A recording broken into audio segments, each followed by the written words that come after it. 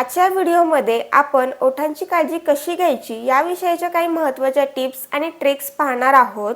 थंडीच्या काळामध्ये काय होतं की आपण सर्वच जण फुटलेले आणि कोरड्या पडलेल्या ओठांना खूप त्रासलेलो असतो, पण काही महत्त्वाच्या टिप्स आणि ट्रिक्स जर तुम्ही फॉलो केल्या तर तुमचे ओठ हे कायमच मऊ, मुलायम आणि सॉफ्ट राहतील। तर अशा कोणत्या टिप्स आहेत ज्या वापरून तुम्ही ओठांना कायम मऊ ठेवू शकता आणि सॉफ्ट ठेवू शकता आणि हेल्दी ठेवू शकता, ह्याच टिप्स आणि ट्रिक्स आपण या व्हिडिओमध्ये आज पाहणार आहोत। सो व्हिडिओ शेवटपर्यंत नक्की पहा आणि चॅनलवर नवीन असाल तर प्लीज चॅनलला सबस्क्राइब करा, लाईक करा आणि तुमच्या मैत्रिणींबरोबर शेअर करायला देखील विसरू नका। चला तर मग आपण स्टार्ट करूयात।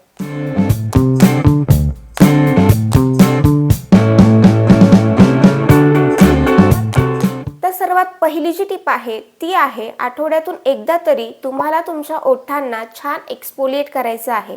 आता एक्सफोलिएट म्हणजे काय किंवा एक्सफोलिएशन म्हणजे काय, तर एक्सफोलिएशन म्हणजेच तुम्हाला ओठांना छान स्क्रब करायचं आहे। आपण जसं चेहऱ्याला स्क्रब करतो आठवड्यातून एकदा, त्याचप्रमाणे आपल्याला आपल्या ओठांना देखील स्क्रब करायचं आहे।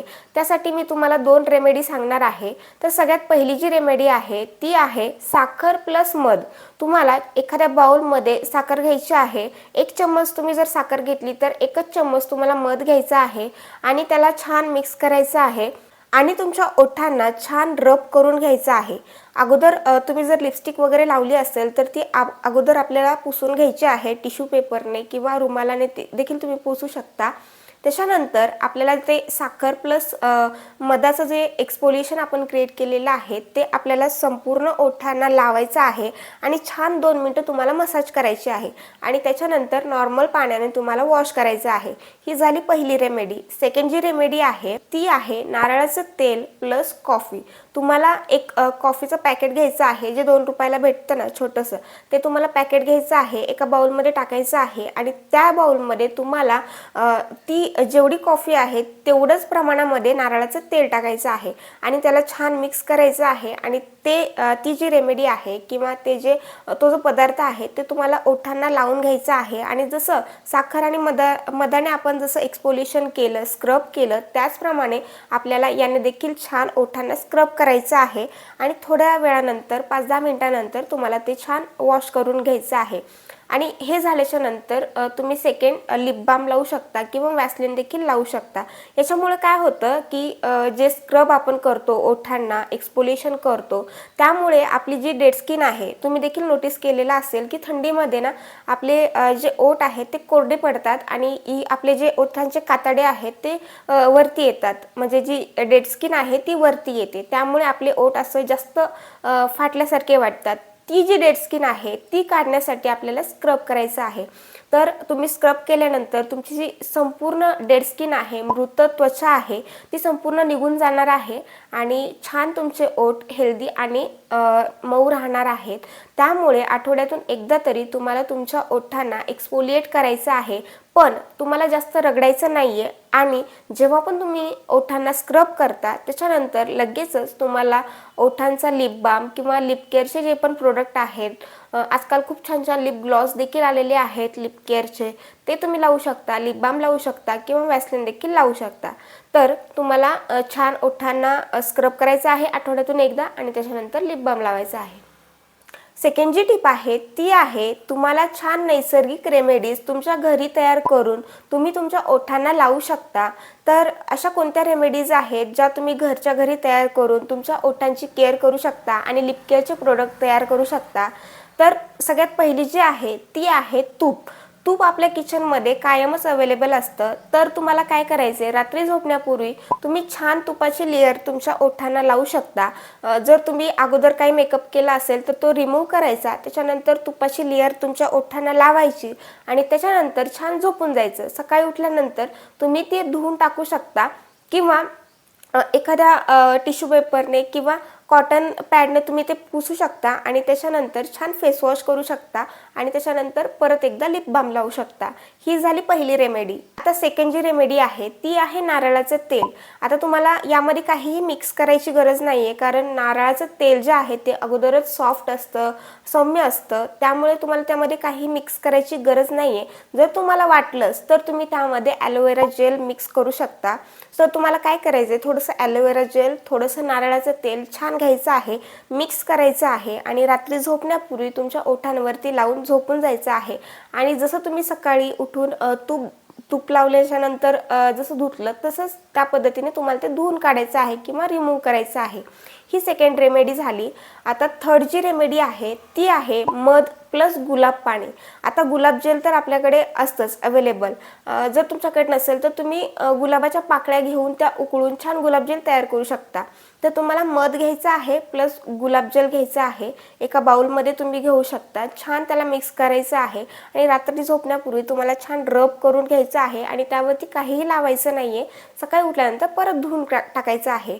अशा पद्धतीने तुम्ही नैसर्गिक रेमेडीज तुमच्या घरच्या घरी तयार करून किंवा तुमच्या किचनमधले जे पदार्थ आहेत त्याचा वापर करून देखील तुमच्या ओठांना छान सॉफ्ट ठेवू शकता. तर असे जे पदार्थ आहेत ते मी तुम्हाला सांगितलं की तूप, मध, नारळाचं तेल, गुलाबजल, ॲलोवेरा जेल असे जे पदार्थ आहेत किंवा घटक आहेत ते तुम्ही छान तुमच्या ओठांना लावण्यासाठी यूज करू शकता आणि घरच्या घरी तुमच्या ओठांची लिप केअर घेऊ शकता. तिसरी जी टिप आहे ती आहे केमिकल लिपस्टिकपासून थोडंसं दूर राहणे किंवा केमिकल लिपस्टिक हिवाळ्यामध्ये थोड्याशा अवॉइड करणे. आता ज्या जास्त वेळ टिकणाऱ्या ज्या लिपस्टिक असतात ना त्याच्यामध्ये खूप जास्त प्रमाणात केमिकल असतात, कारण की त्या खूप काळ टिकतात, त्याच्यामुळे त्यांना त्यामध्ये केमिकल टाकावे लागतात.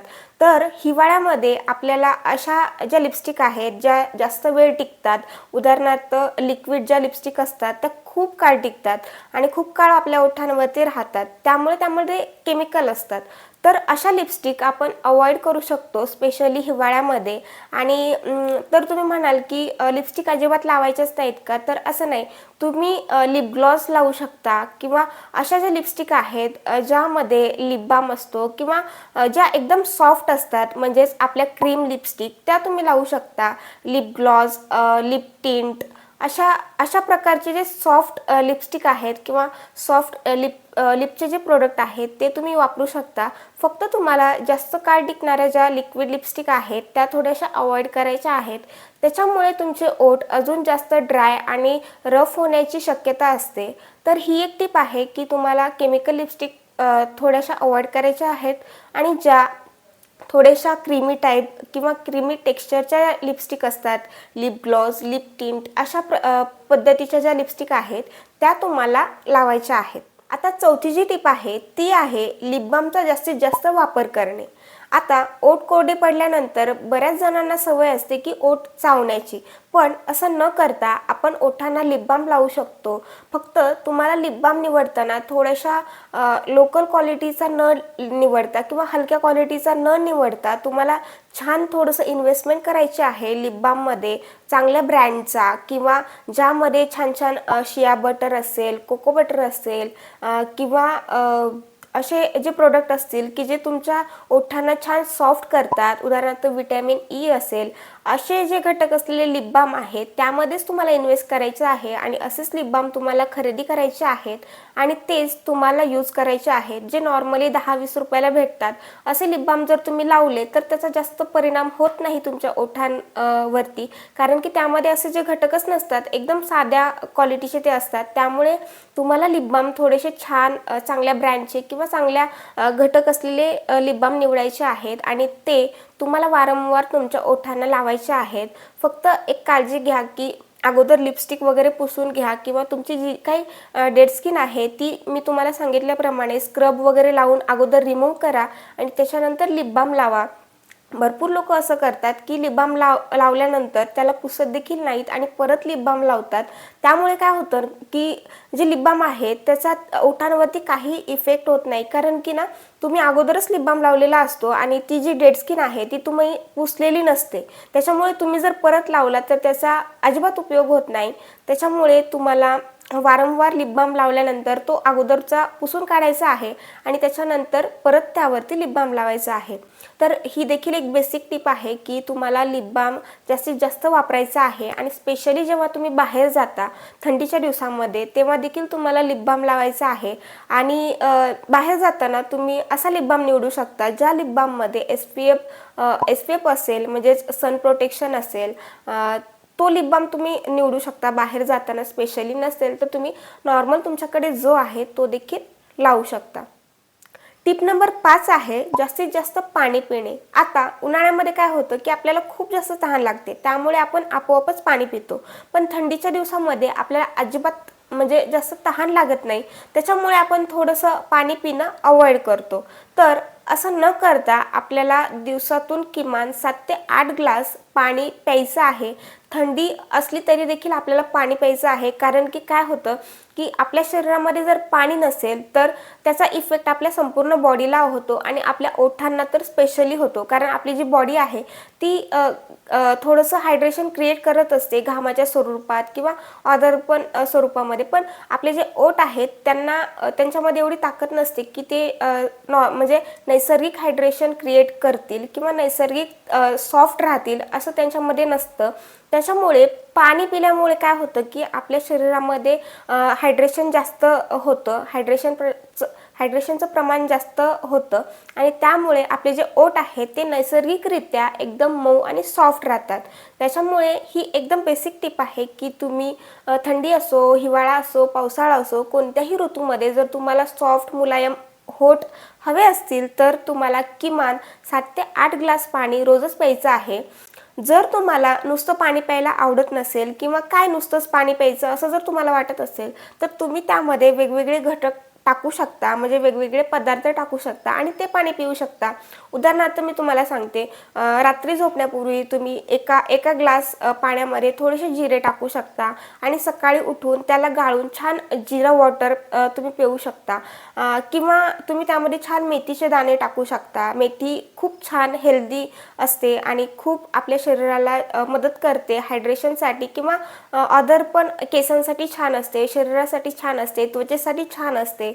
त्याच्यामुळे तुम्ही पाण्यामध्ये मेथी टाकून रात्री ठेवू शकता आणि सकाळी उठून ते छान गाळून पिऊ शकता। अजून एक तुम्ही करू शकता, सकाळी उठल्या चिया सीड्स किंवा थोडंसं लिंबाचा रस टाकून पाणी पिऊ शकता।